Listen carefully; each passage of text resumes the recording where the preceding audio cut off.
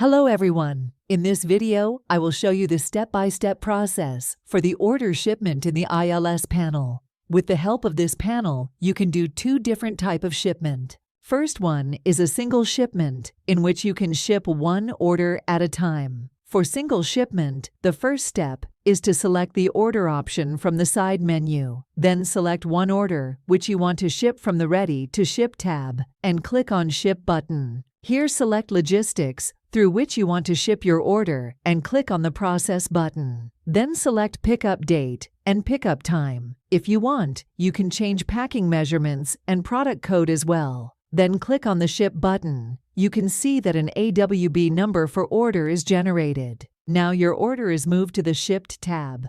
Another one is bulk shipment. Basically, when you ship more than 10 orders together, then it is considered as bulk shipment. For that, you just need to select more than 10 orders together from the Ready to Ship tab, and then click on the Ship button. All of your orders will be processed in the back end and moved to the In-Queue tab.